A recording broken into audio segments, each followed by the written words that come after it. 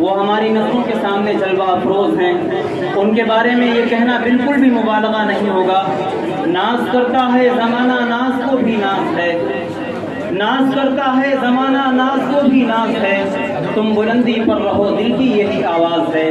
حضرات، ہمارے درمیان ایک ایسی شخصیت جلوہ افروز ہیں جن کے بارے میں اگر ان کا تعارف کرایا جائے تو یقیناً شاید شان میں گستاخی ہو.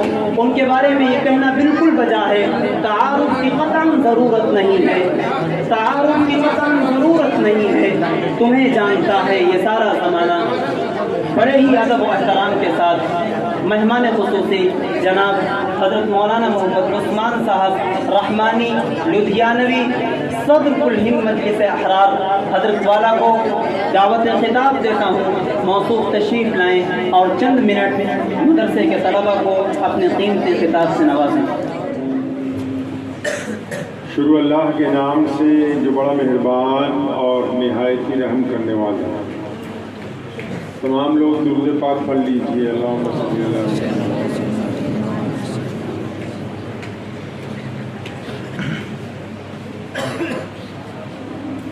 ایک یقین تھا دل میں کہ خدا تو سنتا ہے جب کوئی دوسرا نہیں سنتا. بالآخر مجھ پہ یہ راز کھلا، کیا وہ سنتا ہے کیا نہیں سنتا. وہ سمیع و بصیر ہے لیکن بے عمل کی دعا نہیں سنتا. یہ فیصلہ ہے دین فطرت کا کہ بزدلوں کی خدا نہیں سنتا. آج کافی عرصے کے بعد والد محترم شیخ اسلام مولانا حبیب الرحمان ثانی لدھیانوی مرحوم کے وفات کے بعد ایک بار پھر پہلی بار آپ حضرات کے علاقے میں آنا ہوا ہے. محلہ وکیل احمد صاحب سیتا پوری کی محبتوں سے آپ تک پہنچے اور یہ دیکھ کے بڑی خوشی ہوئی کہ ایک معیاری ادارہ جو ہے گزشتہ چند سال میں مولانا صاحب اور ان کے احباب بنانے میں چلانے میں کامیاب نظر آ رہا ہے. اللہ کریم ان کو مزید استقامت اور ترقی عطا فرمائے. مختصر سی بات یہ سمجھ لیجئے کہ ہر ایک کام کا کوئی مقصد ہوتا ہے. علم دین جو ہے اس کا مقصد دنیا کمانا نہیں. مولوی صرف چندہ کرنے کے لیے نہیں بنتے. علم دین کے بڑے مقاصد اور ان مقاصد میں سب سے اہم مقصد اللہ اور اس کے رسول صلی اللہ علیہ وسلم کے علم کو حاصل کرنا اور پھر اس کو لوگوں کے اندر اس کے مزاج کو قائم کرنا. تعلیم تو کوئی بھی حاصل کی جا سکتی ہے. دینی تعلیم کا احترام اس لیے ہے اس میں تعلیم سے پہلے جوتے اتارے جاتے ہیں، وضو کیا جاتا ہے، باادب بیٹھا جاتا ہے. اس لیے کیونکہ یہ تعلیم دنیاوی تعلیم سے درجے میں بہت زیادہ بلند ہے. اس کا مقام بہت بڑا ہے.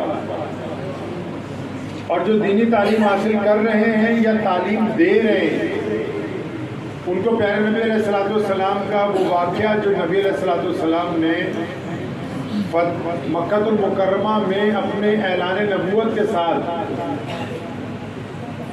جب مشرکین مکہ کو اکٹھا کیا سب کو اور اللہ کے نبی علیہ الصلوۃ والسلام نے ان سے کہا، آپ نے شاید یہ قصہ سنا ہوگا، فرمایا میں اگر یہ کہوں کہ اس پہاڑ کے پیچھے ایک لشکر ہے جو آ کے تمہیں نقصان پہنچا سکتا ہے تو کیا آپ یقین کریں گے؟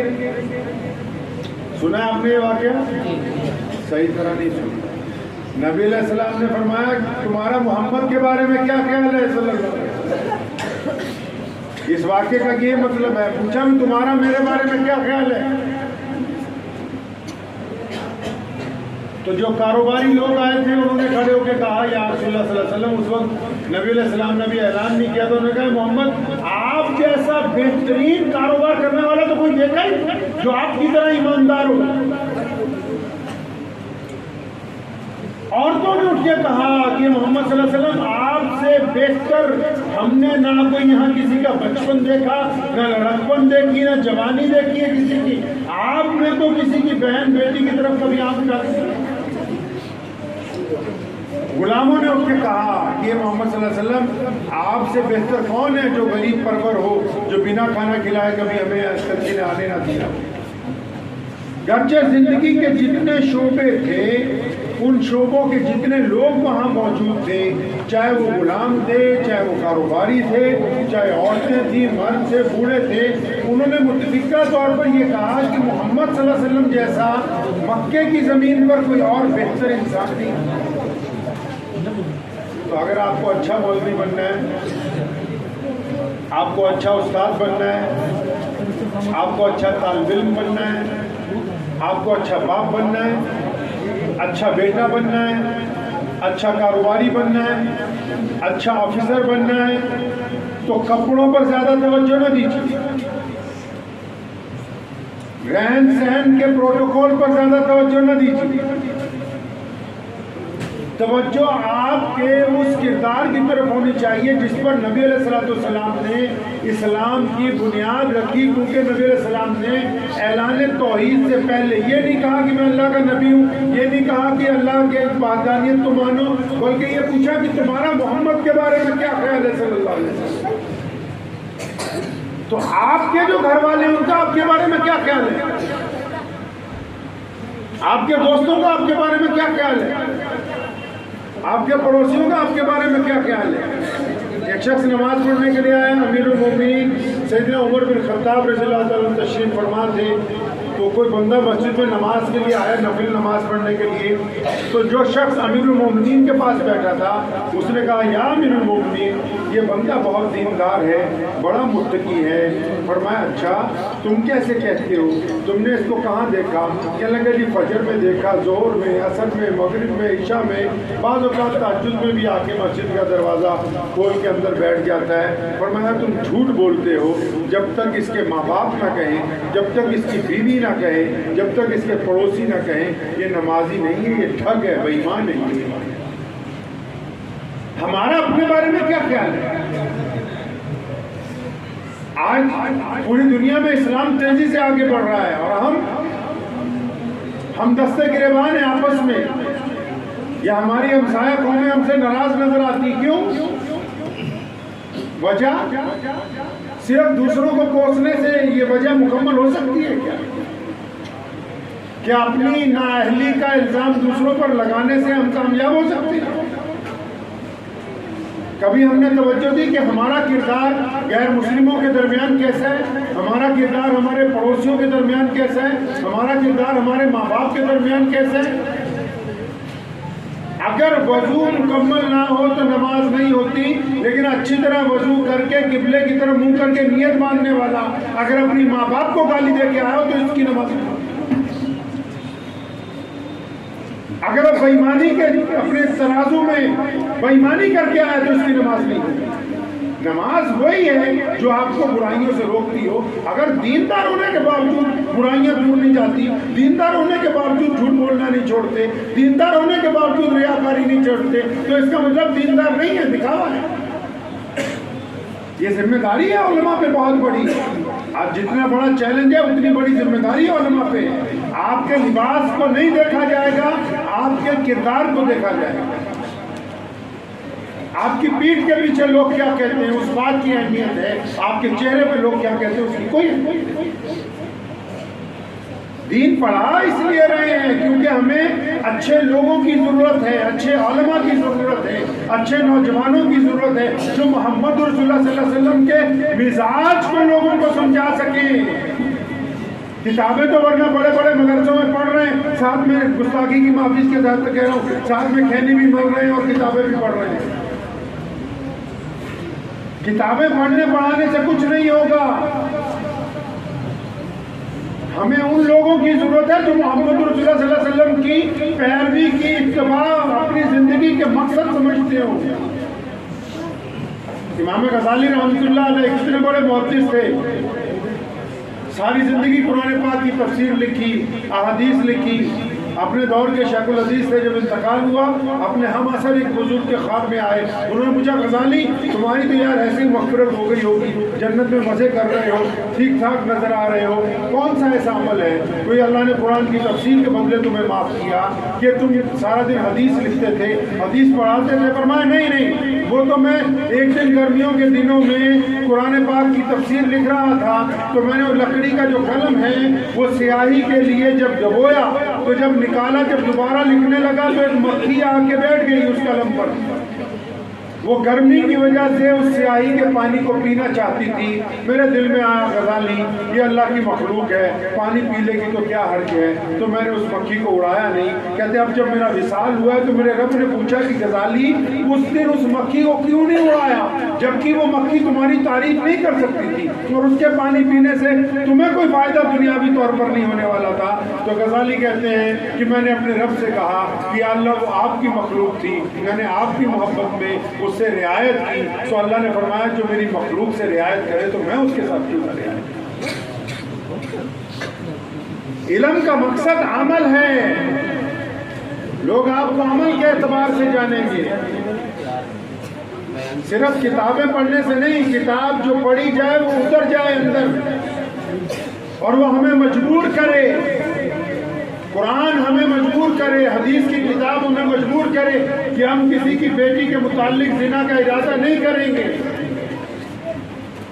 وہ ہمیں مجبور کرے کہ ہم کم پیسوں میں زندگی گزار سکتے ہیں، حرام کا لقمہ اپنے حلق سے نیچے نہیں اتاریں گے۔ اسی کا نام زندگی ہے، یہی جو چاہتا ہے اسلام آپ سے۔ یہ مدرسے کیوں بنا رہے ہیں مسلمان، اتنے پیسے کیوں خرچ کرتے ہیں، کیوں بنا رہے ہیں اتنے مدرسے، بچوں کو گھروں سے کیوں بھیجا؟ اگر میرا یہ ماننا ہے اچھے جیسا مدرسہ یہ ہو، چاہے میرا اپنا مدرسہ ہو، جو بہترین کھانا ہم کھلاتے ہیں روزانہ۔ مدارس کے جو محتمم ہوتے ہیں، جو اساتذہ ہوتے ہیں، وہ ان بچوں کو اپنے بچوں کی طرح پیار کرتے ہیں۔ آپ کہیں چلے جائیں کسی اگر مدرسے کے روح رواں کو آپ ملیں گے، تو ہماری کوشش یہ ہوتی ہے کہ بہت بہتر ان کو کھلائیں، ان کے آرام کا خیال رکھیں، لیکن پھر بھی ہم اتنا اچھا نہیں کھلا سکتے جتنا اچھا ان کی والدہ ان کو کھلا سکتے، اتنا اچھا نہیں رکھ سکتے جتنا اچھا ان کے باپ ان کو رکھ سکتے۔ لیکن پھر بھی ماں باپ نے ان کو ہمارے پاس کیوں بھیجا ہے؟ کیوں بھیجا ہے ماں باپ نے ان کو ہمارے پاس؟ صرف تعلیم کے لیے نہیں بھیجا ہے، وہ ان کی تربیت چاہتے ہیں کہ ان کو بولنے کا ڈھنگ آئے، ان کو اٹھنے بیٹھنے کا طریقہ آئے، ان کو گفتگو کرنے کا سلیقہ ہو، ان کو کھانا کھانے کی تمیز ہو، ان کو دائیں کروٹ سونے کا سنت پتہ ہو، ان کو صبح اٹھ کے نماز پڑھنے کی عادت ان کے پڑھنے پڑ جائے۔ اس لیے وہ بھیجتے ہیں کہ ان کو پتہ لگ جائے کہ نبی علیہ السلام نے کیسی زندگی گزاری ہے۔ یہ مدرسے کوئی کھیل تماشا تھوڑی کہ ایک ضابطہ پورا ضابطہ نہیں پورا کر رہے، ہم محمد رسول اللہ صلی اللہ علیہ وسلم کے نقشہ قدم پر چلنے کی اور چلانے کی کوشش کر رہے ہیں۔ اگر ان مقاصد کو نہیں یاد رکھیں گے کوئی بھی مدرسے والے کہ بھئی ہم صرف مدرسہ نہیں چلا رہے، بھائی مدارس اسلام کے قلعے اسی لیے کہلوائے کہ یہاں دین کے ایک ایک نظریے کا تحفظ ہوتا ہے۔ آپ کو پتہ ہے جو عالم ہوتے ہیں کسی بھی مسلک کے، وہ دوسرے مسلک کی کبھی بھی دل سے برائی نہیں کرتے، ان کو دل سے کینہ نہیں ہوتا۔ کیوں؟ کیونکہ جتنے مسلک بنے ہیں دنیا میں وہ نبی علیہ السلام کی سنتوں کا تحفظ کرنے کے لیے قائم کیے گئے ہیں۔ کوئی ایسے نماز پڑھ رہا ہے، کوئی ایسے پڑھ رہا ہے، تو یہ بھی سنت ہے وہ بھی سنت ہے، لیکن ایک لوگ ایک سنت ادا کر رہے ہیں، دوسرے لوگ دوسری ادا کر رہے ہیں۔ اسلام کے تمام مسالک اپنی اپنی جگہ پر محمد رسول اللہ کی سنتوں کے دفاع کے لیے قائم کیے گئے، ایک دوسرے کی برائی کرنے کے لیے نہیں ہمیں بنایا گیا۔ ہمارا کام یہ نہیں ہے کہ ہم برادری کے اور ذات اور رنگ اور نسل کے اعتبار پر ایک دوسرے کی مخالفت کریں۔ ہمیں اس لیے نبی علیہ السلام نے دین کی دولت دی ہے کہ ہم بحیثیت مسلمان دوسروں کے ساتھ برابری کی بات کریں کہ دنیا کی تمام اقوام وہ تمام طرح کی فرقہ پرستی سے پاک ہیں، اور ہمارا کام بنتا ہے کہ ہم ان کو اپنی برابری کے درجے کے اندر سمجھیں۔ لیکن افسوس کی بات ہے کہ جنہوں نے برابری کے درجے میں سمجھنا ہے وہ خود برادری واد میں پڑے ہوئے ہیں، ان کو خود برادری واد کی بیماری لگ گئی۔ دو ہی تو باتیں محمد رسول اللہ صلی اللہ علیہ وسلم نے کہی، دو باتیں کہی ہیں، آپ کو پتہ ہے نبی علیہ السلام نے کائنات کے سامنے صرف 2 باتیں کہی ہیں جس کی وجہ سے یہ دین ہم تک پہنچا ہے. ایک فرمایا اللہ اور اس کے رسول کی اطاعت کرو. تو صحابہ نے پوچھا یا رسول اللہ صلی اللہ علیہ وسلم آپ کے رب کو بھی مان لیا, آپ کو بھی مان لیا, آپ کیا کریں؟ فرمایا آپ دنیا کے تمام انسانوں کو برابری کا, گورے کو, کالے کو, امیر کو, غریب کو ایک برابر سمجھو. تو ہم نے تو عملی طور پر بھارت کے مسلمانوں نے برادری واد کے نام پر عملی طور پر نبی علیہ السلام کے خلاف بغاوت. بولے انصاری ہیں تو انصاریوں کی مسجد میں انصاری امام ہونا چاہیے. باتیں کر دی ہے تھوڑی سی, شاید لگ جائیں آپ کو. تو بولے یہ فلاں برادری کے ہیں تو ان کے یہاں فلاں برادری کا مولوی ہونا چاہیے. میں سہارنپور کے ایک مدرسے میں گیا تو انہوں نے اس برادری کا نام لیا تھا. انہوں نے کہا مجھے حضرت 250 بچے ہیں, سارے کے سارے ہمارے اپنی برادری کے ہیں, 40 مدرسین ہیں وہ بھی ہماری اپنی برادری کے ہیں, اور ڈرائیور اور باورچی بھی ہماری. جس قوم کو یہ کام سونپا گیا ہو کہ تم نے گرتے ہوئے کو گلے لگانا ہے, تم نے پسماندہ لوگوں سے محبت کرنی ہے, جہاں سیدنا بلال کو عشرہ مبشرہ میں شامل کیا گیا ہو اور محسن رسول بنا کے مکہ المکرمہ میں بیت اللہ کی چھت پہ کھڑا کر دیا, اس قوم کے وارث اگر یہ کہیں کہ ہم فلاں برادری کے ساتھ تعلق رکھتے ہیں تو ان کے لیے دکھ کی بات ہے. یہ مجمع چاہے چھوٹا سا ہے لیکن بڑے بڑے حضرات یہاں بیٹھے ہیں. یہ تھوڑی بہت سخت باتیں آپ سے اس لیے کی ہیں کیونکہ ملت اسلامیہ ہند کو آپ لوگوں سے بڑی امیدیں واپس ہیں. ہمیں سب سے پہلے صرف اپنے اندر دیکھنا ہے. میرے ابو جان مولانا حبیب الرحمن لدھیانوی رحمۃ اللہ علیہ ہمیں بار بار ایک بات کہا کرتے تھے, کبھی کسی کی چگلی نہیں سنتے تھے. ایک بات کہا کرتے تھے, یہ بتاؤ کہ تم نے خود اسلام کے لیے کیا کیا. جو بھی کوئی آتا ہے حضرت فلاں نے یہ کر دیا, تم نے اسلام کے لیے کیا کیا, تم نے اپنے دیش کے لیے کیا کیا, اپنے محلے کے لیے کیا کیا, اپنے سماج کے لیے کیا کیا, پتہ لگے گا. تو آپ اگر دیکھنے جائیں گے اپنے آپ کو بستر پہ لیٹ جائیے اور رات کو سوچتے رہیے تو آپ کو پتہ لگے گا کہ ہم نے تو 40 سال 35 سال گزار دیے, کچھ بھی نہیں کیا. کبھی مسجد کی چٹائی سیدھی نہیں کی, کبھی جھاڑو نہیں مسجد میں مارا ہے, کبھی راستے سے ایک اینٹ پتھر نہیں ہٹایا ہے, کبھی کسی روتے ہوئے کو نہیں ہنسایا, کبھی کسی غریب ہاتھ پھٹے ہوئے آدمی کو کہا نہیں کہ تجھے کپڑے لے دیتے ہیں, کبھی اپنے باپ کو نہیں گلے ملے ہوگے, کبھی اپنی ماں کے نہیں پیر دبائے ہوں گے زندگی میں, کبھی اپنے پڑوسی کو نہیں کہا ہوگا کہ تیرے پاس کچھ نہیں ہے, ہم آج اس مہینے تیری مدد کریں گے. اگر آپ اپنے زاویے کو دیکھیں گے تو پتہ لگے گا ہم نے کچھ کیا ہی نہیں ابھی تک, ہم باتیں بنانے میں لگے ہوئے, چہرہ بنانے کے اندر لگے. ملت اسلامیہ کو امیدیں ہیں آپ لوگوں سے, تو اس پہ امیدوں پہ کھڑا اترنے کے لیے ضروری ہے کہ تنقید غیر حال پہ کرنے سے پیشتر اپنے گریبان کو ہم لوگ جھانکیں گے خود. آپ یقین مانیں کہ اگر ایک غیر مسلم نے, ایک پڑوسی نے یہ کہہ دیا آپ کی پیٹھ کے پیچھے کہ عبد الرحمن ایماندار ہے, تو آپ کی ساری زندگی کی ریاضتوں سے بھاری ہے. کیا کوئی ہے ایسا ہم میں جس کو دیکھ کے غیر مسلم کہتے ہیں کہ مسلمان اچھے ہوتے ہیں؟ ہم نے ہیں کچھ ایسی کوالٹی کہ ہمارے کردار کی وجہ سے ہمارے پڑوسی کہتے ہیں کہ یار بندے ایماندار ہیں؟ کیونکہ ہم سارا دن کام ہی نیگیٹو کرتے ہیں, خود بھی تنقید کر رہے ہیں, دوسروں پہ تنقید سن رہے ہیں, خود بھی ٹانگیں کھینچ رہے ہیں, دوسروں کی ٹانگیں بھی کھنچوا رہے ہیں. یہ میں پورے ملک کی بات کر رہا ہوں, صرف آپ کے لہر پور کی بات نہیں کر رہا ہوں. اس روش کو بدلنا ہوگا. محمد رسول اللہ کی سنت ہے, سنت ہے رسول اللہ صلی اللہ علیہ وسلم کی. کیا نبی علیہ السلام چاہتے ہیں کہ آپ مثبت سوچیں, یعنی پازیٹو سوچیں, مثبت رائے قائم کریں, مثبت ارادہ بنائیں. اور ہم نہ تو پازیٹو سوچتے ہیں, نہ پازیٹو کرتے ہیں, نہ پازیٹو رائے کرتے ہیں. جنگ خندق ایک بہت مشہور جنگ ہوئی ہے. مدینہ المنورہ پہ دشمن کا حملہ ہونا تھا. آپ لوگ تمام عالم میں شاید یہ واقعہ آپ نے پڑھا ہو.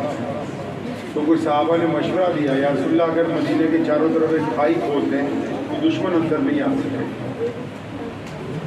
تو چنانچہ مشورہ مان لیا گیا, کھائی کھودنی شروع کی گئی. تو اس پس منظر کو یاد رکھیے جو میں واقعہ آپ کو سنا رہا ہوں, سنا تو آپ نے ہوگا پہلے ہی. کھائی کھودتے کھودتے ایک ایسا بڑا سلیب آ گیا نیچے, زمین کا ٹکڑا کہ جس کے میں بہت بڑے بڑے پتھر تھے وہ ٹوٹ نہیں رہا. اب نبی علیہ السلام کو اطلاع دی گئی کہ یا رسول اللہ صلی اللہ علیہ وسلم فلاں جگہ وہ ٹکڑا ٹوٹ نہیں رہا ہے. تو پیارے نبی علیہ السلام خود موقع پہ پہنچے. مولانا ادھر دیکھو مجھے, میں آیا ہوں تم لوگوں کے لیے بہت سفر کر کے. تو نبی علیہ السلام خود موقع پہ پہنچے. اب پھر دوبارہ یاد کر لیجئے کہ مدینے پہ حملے کا خطرہ ہے, کھائی کھود رہے ہیں, گرمی کا مہینہ ہے, پسینہ پسینی ہے, قحط پڑا ہوا ہے, کھانے کے لیے کچھ نہیں ہے, حالات سمجھ لیجئے. اور کھائی کھودتے کھودتے ایک جگہ آ گئی, ٹوٹ نہیں رہی.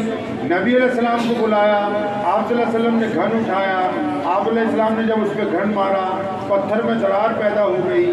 تو پیارے پیغمبر علیہ السلام نے اپنے صحابہ کو کیا کہا کہ تمہیں مبارک ہو, اللہ نے فارس کی چابیاں مجھے عطا فرمائی. ابھی بھی بات سمجھ نہیں آئی؟ یعنی بدترین حالات میں نبی علیہ السلام اپنی امت کو خوشخبری سنا رہے ہیں.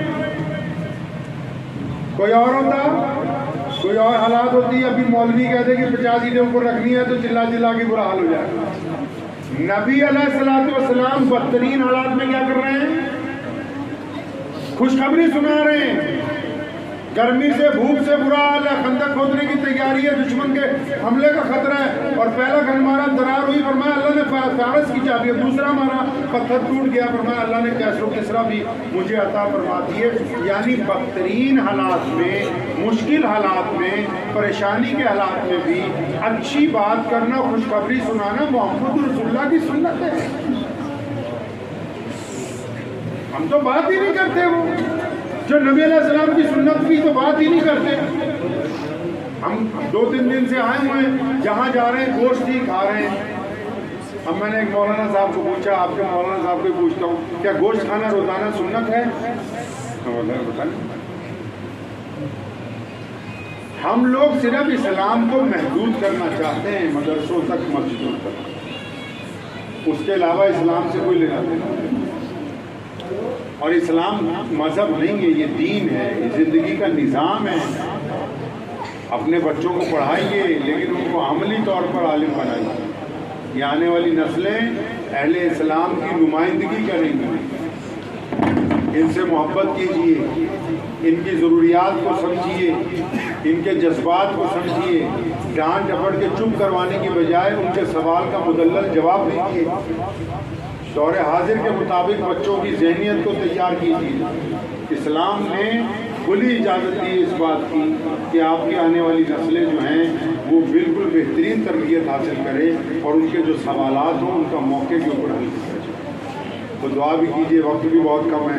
مولانا نے 5 منٹ کہے تھے, لیکن پھر بھی جو ضروری باتیں تھیں وہ کرنی بہت ضروری تھی. اللہ کریم آپ کو اور مجھے دونوں کو اس پہ عمل کی توفیق عطا فرمائے.